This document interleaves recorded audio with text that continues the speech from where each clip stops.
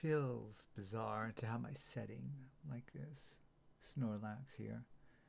Fluffy charms on my microphone. When I'm making a video like this, it feels weird. But I don't want to film anywhere else right now. I want to film where I'm most comfortable, where I feel like I can talk. And as a streamer now, this is my comfort area. A few weeks ago, I was having an attempt. I do this for you guys. It's not what I do. But I was doing that. Didn't work. I was just lying down. I didn't have all my pillows. So I was like completely flat. Not the way that I usually am, a little curved, because I like pillows. I like support. But I was flat. And I looked down. And I noticed something didn't look right. I noticed there was something uneven. There's like a lump. A large, round, spheroid lump on my left front pelvis area. It's hard. At the time, it was maybe this big. Very firm. The next day, I said, I'm calling the hospital. See if I can get an ultrasound. It took about a week for the appointment to come through, but I got there in the end, and they did the ultrasound. And while he was looking at it, he did give me a bit of good news. He said it looks like it could be a cyst. He did go on to add that a cyst could indeed be cancerous sometimes. But while he was also looking at it, another thing he found was that it's bigger than it looked. Deeper, basically. It goes in to my pelvic area, and we don't know how deep. I'm assuming when I go in for a more detailed analysis of the results, they're going to suggest another different type of scan.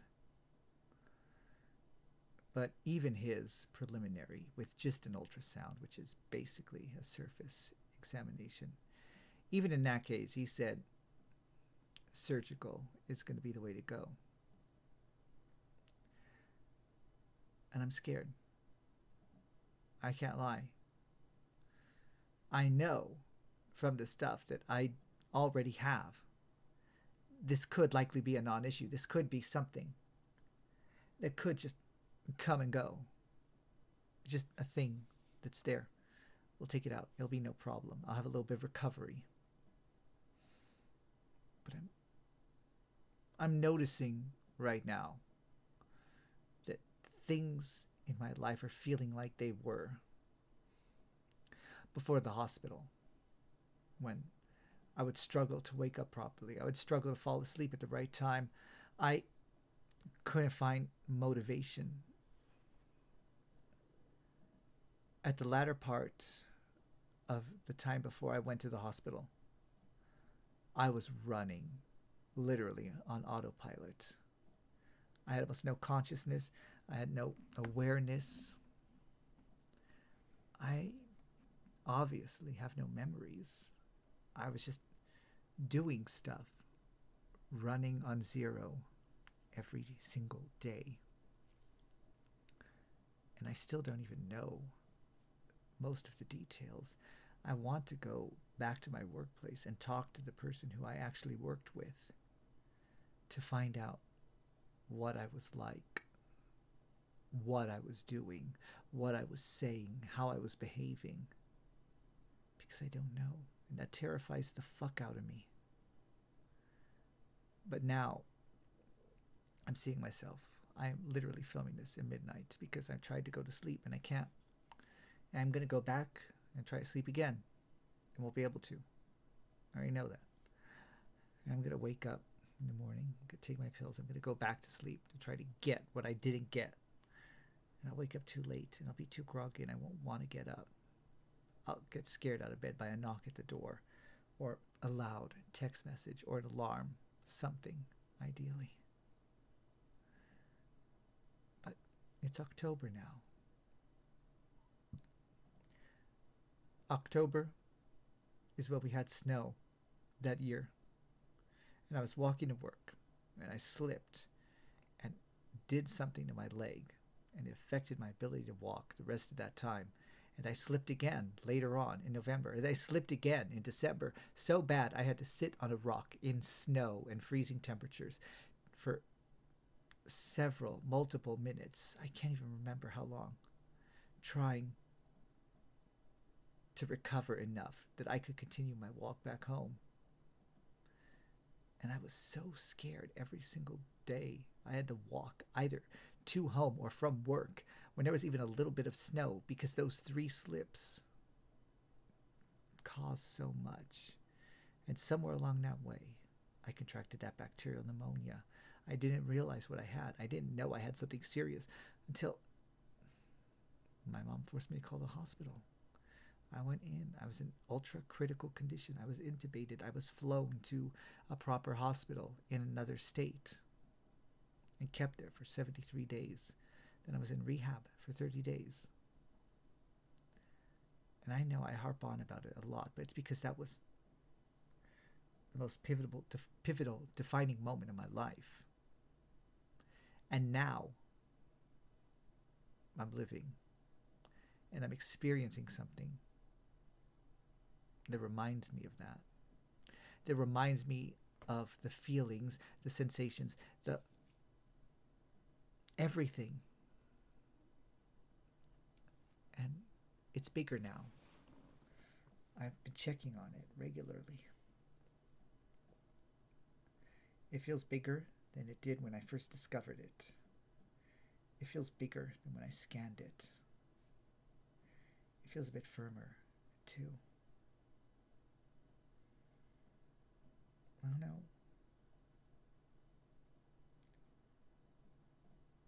I'm terrified. I'm terrified, and it's got me thinking, reminiscing, recollecting. Because I've hurt a lot of people. I've hurt so many people. And so many times I just don't understand or relate to or comprehend why they're hurting, what I did to hurt them, or how the things that they say were the most negative are things that I thought I had been working so hard overtime to not bring up, to not make an issue. The things that I tried to control, somehow I did not control, and somehow became bad enough to ruin everything good in my life. I'm thinking about that a lot right now as I'm planning to schedule the next step in whatever this is. And I'm so scared. I'm so scared. Because I don't mind if I die. I've tried to do it on my own enough times. It's a non-issue. But I don't want my death to be a relief. I don't want my death to be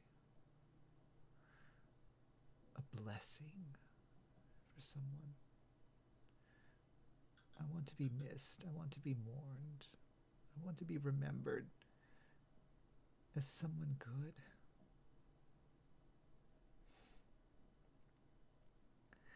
And when I think about the people I have loved the hardest and the most in the past few years, and in his case, the past 7 years,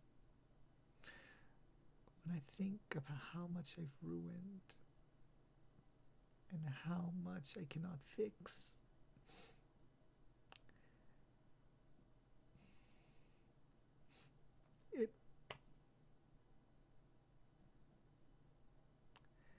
It hurts more than any illness, more than any near death experience, more than any attempt to hurt myself, to end myself. Those all come and go. They fade. Friends matter. Someone I know has been saying that a lot lately, and it's been hurting me to see that, because I know that I'm excluded from that phrase. Those two words do not apply to me in their life right now. And I know I fucked stuff up. I know I made bad mistakes. And I wish I could undo everything about myself to make it better. But I can't. I can't.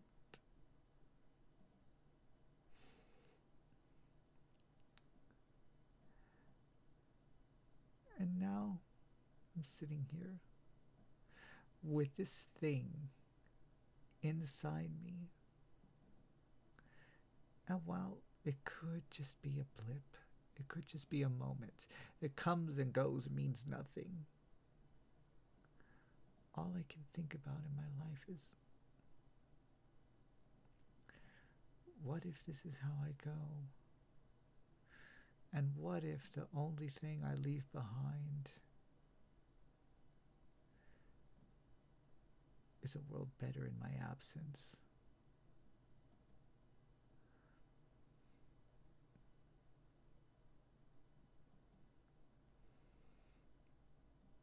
Life can get better as long as you work at it. But no one ever tells you how hard the work is. It's not just work, it's a struggle. A daily, endless struggle. Maybe it's the autism. Maybe I just suck at everything I do. I don't know. Maybe I'll never know. But I don't want to be who I am. I don't want to be this person if this person can only exist to hurt and harm other people. If I can only exist to make mistakes, to fuck shit up, and to have every good thing I have crumble underneath me.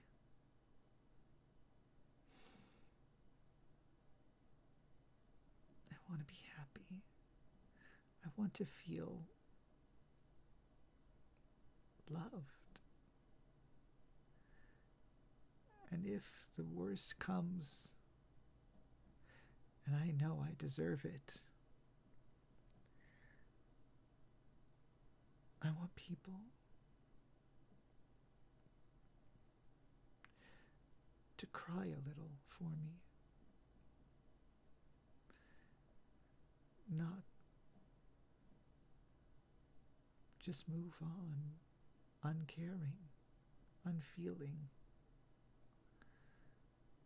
And maybe I deserve it. Maybe I deserve everything. But I can dream. I can have one little dream. Can't